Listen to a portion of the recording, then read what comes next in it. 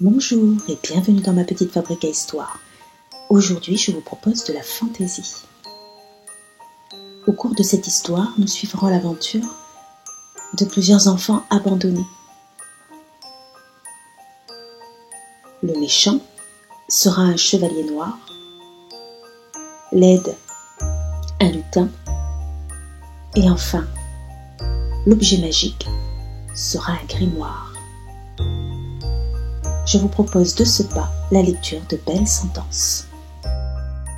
Méliane se tressa des nattes serrées, observant précautionneusement son reflet dans le morceau de miroir cassé qu'elle cachait, enveloppé dans un tissu, sous son matelas. Les tresses lui donnaient un air guerrier. Mais à 16 ans, de toute façon, elle savait qu'elle ne serait pas adoptée aujourd'hui. Elle n'avait pas besoin de faire bonne impression auprès des parents adoptants. La jeune fille avait intégré l'orphelinat Belle Sentence 9 ans plus tôt, après le décès de sa grand-mère. Une tante lointaine était venue la rechercher, mais à la vue de ses bras et de ses jambes maigrelettes, elle avait sifflé comme un chat furieux avant de l'abandonner devant la grille de Belle Sentence. Méliane avait ainsi découvert avec effroi le fonctionnement terrible de ces établissements. Tout au long de l'année, l'orphelinat fonctionnait normalement. Les adultes pouvaient leur rendre visite, faire leur connaissance et choisir de les adopter. Mais le jour du solstice d'hiver comportait un rituel terrifiant. À 17h précises, les parents potentiels devaient évacuer les lieux et les enfants restants. Méliane aplatit avec ardeur les petits cheveux rebelles qui rebiquaient au-dessus de son crâne, avant de fourrer le miroir sous son matelas d'un geste rageur. J'ai connu plusieurs pensionnaires qui ont été adoptés à 16 ans. La voix appartenait à un petit être mesurant à peine plus d'1 mètre de haut, possédant un long nez crochu, de grandes oreilles pointues, un crâne chauve et des dents acérées comme des lames de rasoir.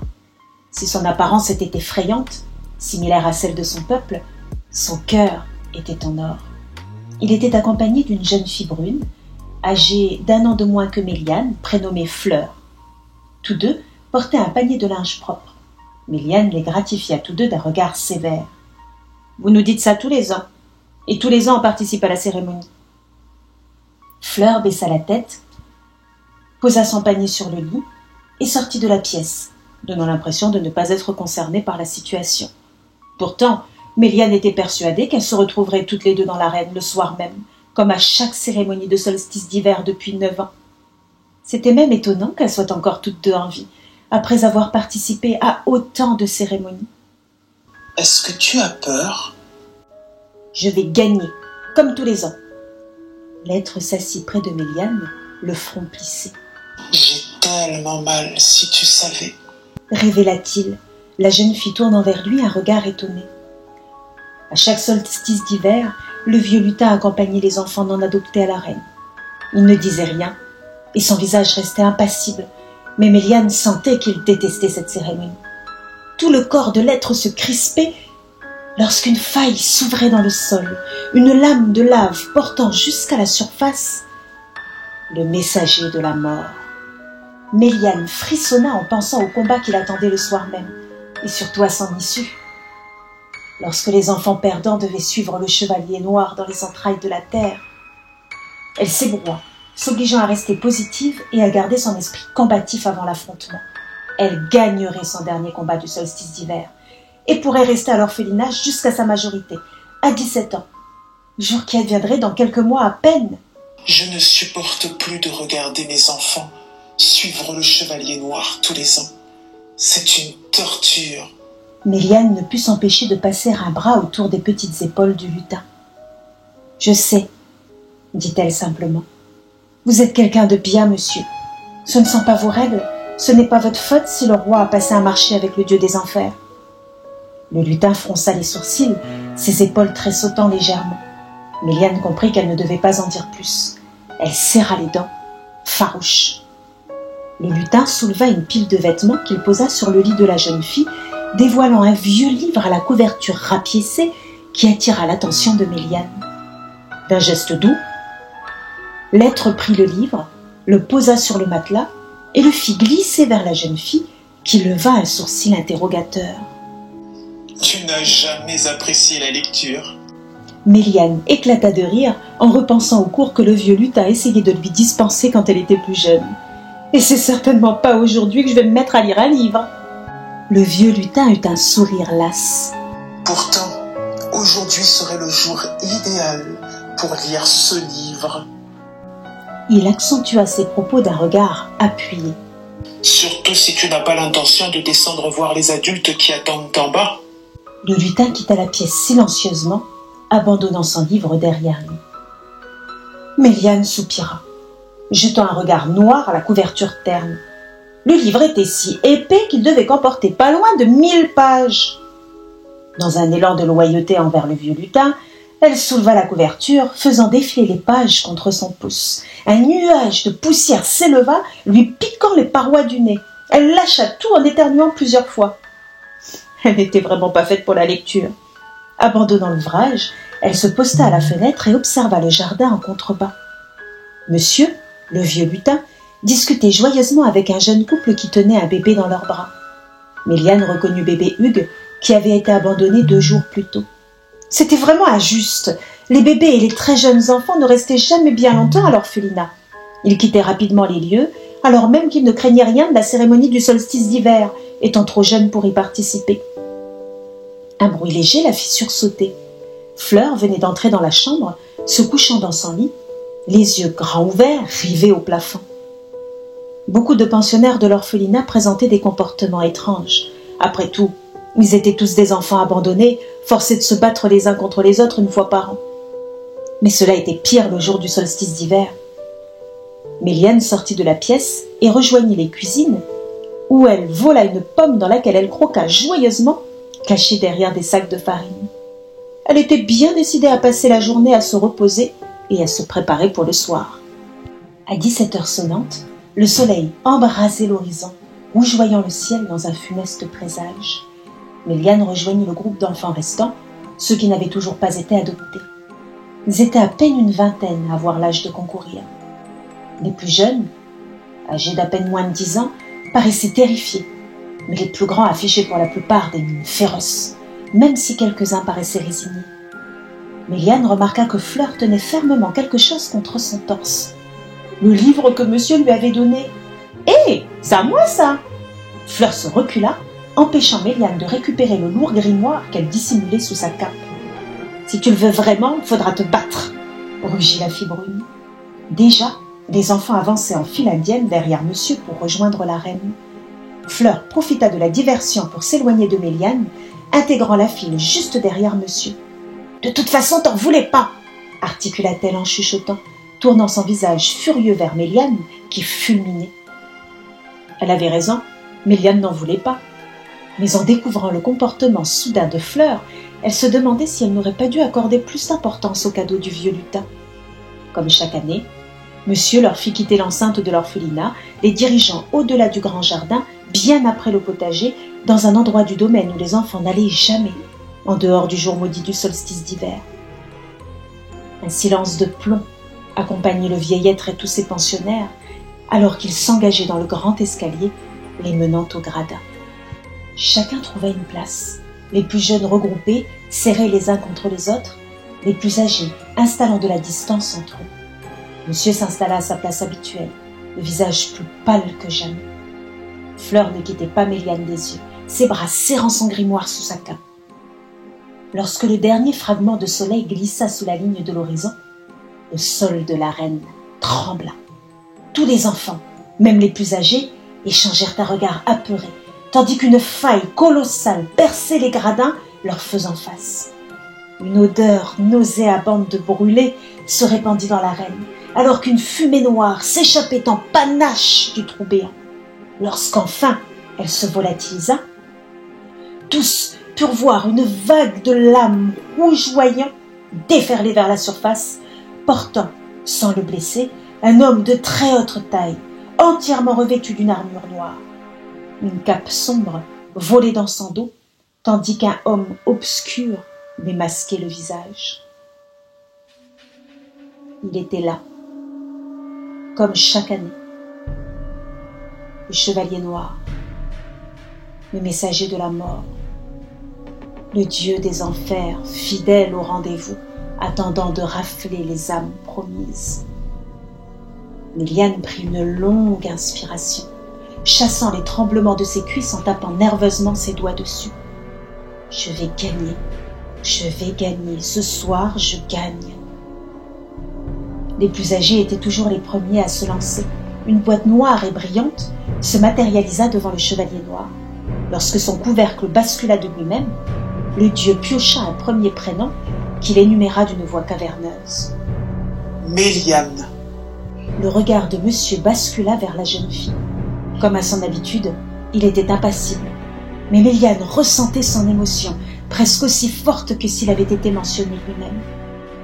Se mordant la lèvre inférieure, Méliane se tourna vers Fleur. La jeune fille lisait le livre de monsieur. Elle le tenait ouvert sur ses genoux. Méliane, voyant ses lèvres bouger avec frénésie. Qui pouvait avoir envie de lire à un tel moment? La voix du dieu interrompit ses pensées. Fleur. La jeune fille brune se redressa tel un ressort, cachant son livre sous sa cape, laissant le tout sur le gradin. Elle paraissait sûre d'elle. En 9 ans, Méliane n'avait jamais eu à l'affronter, mais elle avait regardé tous ses combats. Elle la savait déterminée et prête à tout. Mais Méliane aussi l'était. Elles atteinrent toutes deux rapidement l'enceinte de la reine, le cœur battant la chamade. Tous les regards convergeaient vers elle. Tous les souffles étaient coupés. Elles attendirent patiemment le coup d'envoi, s'observant avec animosité. Allez-y. Méliane se jeta sur Fleur avec un cri guerrier, la projetant facilement au sol et rouant son visage de coups sans aucune retenue. Même si une année séparait chaque combat, et même si monsieur refusait que les enfants s'entraînent en vue de la cérémonie, la peur et la rage décuplaient toujours la violence des ennemis. Fleur ne se laissait pas faire, esquivant tous les coups avec une rapidité que Méliane ne lui connaissait pas. Un premier couteau se matérialisa à quelques mètres à peine des deux jeunes filles. Elles se jetèrent dessus, mais Fleur, décidément très rapide, s'en saisit en premier et frappa avec force. Méliane tenta d'esquiver, mais la lame se ficha tout de même dans son épaule. Poussant un cri de douleur, elle parvint à retirer l'objet tranchant, de nombreuses lames se matérialisant à présent tout autour d'elle. Le cœur de Méliane s'emballa, entrevoyant une possible défaite. Pas à quelques mois de sa majorité. Non, elle allait gagner, elle allait se battre. Alors qu'elle se tournait vers Fleur, une douleur fulgurante lui vrilla l'estomac. Le visage de Fleur était à quelques centimètres du sien, et son regard était brûlant, alors qu'elle extrayait et enfonçait à plusieurs reprises un nouveau couteau dans son ventre. Méliane tomba à la renverse, incapable de comprendre ce qui lui arrivait. « Tu aurais dû lire le livre que monsieur t'avait donné !» chuchota-t-elle, le reproche prégnant dans sa voix. « Tu as toujours été sa chouchoute. Il voulait que tu vives. » Le grimoire était rempli de formules magiques qu'il suffisait de lire. Fleur poignarda une dernière fois Méliane, collant sa bouche à son oreille.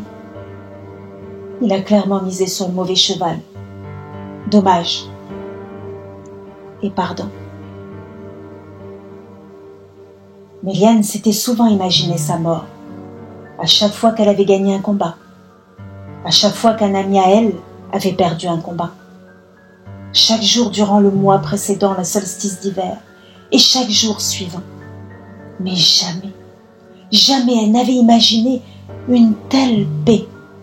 Elle se sentait sur le point de s'endormir, calme. Elle se réveilla brusquement, sursautant en se découvrant dans les bras d'un homme très grand, portant une armure noire, une longue cape flottant dans son dos. À leur côté, 9 silhouettes pâles marchaient, la tête baissée. Ils étaient en train d'avancer le long d'une paroi rocheuse, s'enfonçant sous la surface. « Ah, notre fuyeuse !» Méliane retint son souffle. « J'ai eu du mal à te retenir, petite âme. Tu étais presque déjà arrivée au séjour des bienheureux.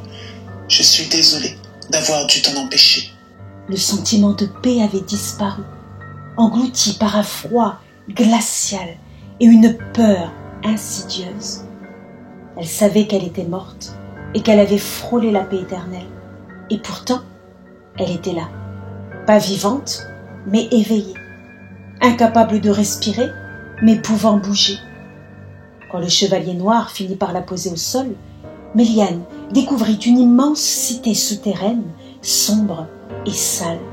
Des êtres, visiblement morts, s'affairaient.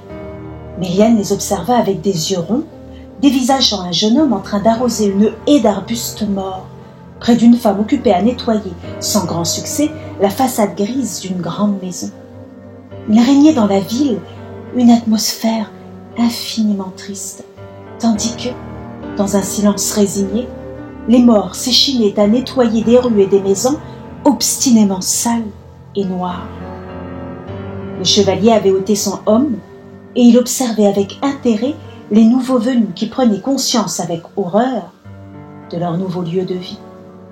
Il était beau, avec sa mâchoire carrée et ses traits fins, mais quelque chose dans ses yeux noirs comme la nuit glaçait le sang, ou lui aurait glacé le sang si elle en avait encore eu, songea Méliane avec tristesse.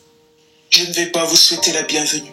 Cet endroit est un enfer, et vous vous y êtes retrouvés de la manière la plus injuste qui soit. Aucun d'entre vous ne méritait d'être ici.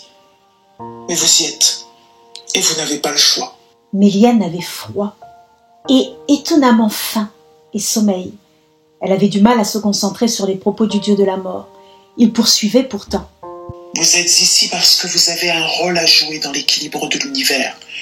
Pour que le jour luise avec puissance, il a besoin du contraste de la nuit noire.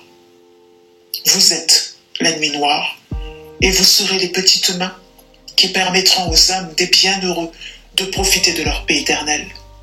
D'un geste de la main, il balaya la réalité et la sombre cité devint soudainement lumineuse, avec ses rues propres et fleuries, ses façades blanches et ses fenêtres bleues où des personnes épanouies souriaient et se faisaient des signes de la main. Le séjour des bienheureux. « Ce n'est pas juste !» gronda Méliane. Non, ça ne l'est pas. Mais c'est ainsi. La réalité s'obscurcit à nouveau, laissant encore voir le pauvre jeune homme prendre soin des buissons de haies mortes, si verts dans l'autre réalité. « J'ai faim !» soupira un jeune garçon qui se tenait le ventre. « Je sais !» répondit le dieu des morts en lui tendant un beignet sur lequel le garçon se jeta, s'attirant des regards envieux des autres orphelins. Mais pour que l'équilibre soit maintenu, la faim, le froid, la peur et tout ce qui est contraire à la paix doit régner ici. Le garçon cracha le morceau qu'il avait croqué, grimaçant de dégoût. Méliane lui prit le gâteau des mains et mordit à pleines dents. Elle comprenait à présent la réaction du garçon. La pâte n'avait aucun goût et avait la texture d'une pâte à modeler. Son corps, instinctivement, rejetait l'aliment, alors même que son ventre criait famine. « Alors on est condamné à avoir faim sans jamais pouvoir manger ?» s'offusqua-t-elle, juste pour que ceux qui ont la chance de partir au séjour des bienheureux puissent vivre en paix ? Rien n'est juste dans la nature. Non, ce n'est pas juste. Ce n'est pas juste, je n'ai rien fait pour mériter ça. Je n'ai rien fait pour mériter de vivre ça pendant toute l'éternité. C'est ainsi que les choses ont été scellées. J'en suis désolée. Avant que Méliane n'ait pu à nouveau protester, elle se retrouva projetée plusieurs mètres plus loin, tremblante de froid. Le dieu de la mort était à ses côtés, lui désignant un seau et une brosse. Les sols de cette maison ont besoin d'être brossés. Et si j'ai pas envie de le faire ? Rien ne t'y oblige, mais sache qu'on a moins froid et moins faim quand on travaille. Méliane tremblait tant que ses dents claquaient violemment. Cela ne l'empêcha cependant pas de fusiller le chevalier d'un regard noir. Tu as l'air de ne pas beaucoup aimer écouter les conseils. C'est dommage, cela aurait pu te sauver la vie. Méliane se raidit, piquée à vif, tandis que le souvenir de monsieur lui arrachait quelques larmes. Elle observa le dieu de la mort s'éloigner jusqu'à ce qu'il disparaisse, avant de prendre le seau et la brosse. Se lancer dans l'activité fut le plus difficile. Mais il avait raison. Une fois engagée dans l'action, elle ne semblait plus ressentir le froid, ni même la faim ou la peur. Elle ne semblait même plus habitée par un quelconque sentiment. La colère, la tristesse, l'espoir, plus rien ne l'affectait. Elle aimait frotter les sols, mais aussi les murs, les meubles. Elle aimait jardiner, même si les plantes étaient toutes mortes. Elle aimait ramasser les déchets dans la rue. Ne dormant pas, elle enchaînait les activités, ne sentant quasiment plus les affres de la fatigue, prenant plaisir à voir ses mains s'activer. Étonnamment, elle éprouvait une certaine paix, toute relative certes, mais agréable, tant et si bien qu'elle fut surprise un matin d'entendre des cris. Tournant la tête vers la source de nuisance, elle aperçut le dieu de la mort, entouré de la nouvelle promo d'orphelins. Cela faisait donc 1 an qu'elle était là. Les cris reprirent, et Méliane vit une jeune fille brune, dont la grande colère était perceptible. Elle avait l'impression de la connaître, mais elle était incapable de se rappeler précisément de son prénom. La fille se tourna vers elle, et quelque chose sembla se transformer sur son visage. Elle se mit à crier. Elle criait son prénom. Méliane recula, un peu effrayée. Ce regard, ce visage. Fleur, le souvenir vague d'un gros bouquin poussiéreux lui revint en mémoire, lui rappelant qu'elle n'avait pas encore dépoussiéré la bibliothèque de la grande maison noire. Elle s'éloigna aussitôt, avec hâte, ne voulant pas se souvenir, préférant oublier. Elle oubliait déjà la jeune fille brune, qui, elle, continuait de crier. Elle criait encore, et s'élançait dans les ruelles, tremblante de froid et de faim, se bouchant les oreilles pour rester sourde aux appels du dieu de la mort. Elles étaient maudites toutes les deux. Et pourtant, à cet instant, la jeune fille brune semblait bien plus égarée que ne l'était Méliane. Merci beaucoup pour votre écoute. J'espère que cette histoire vous a plu.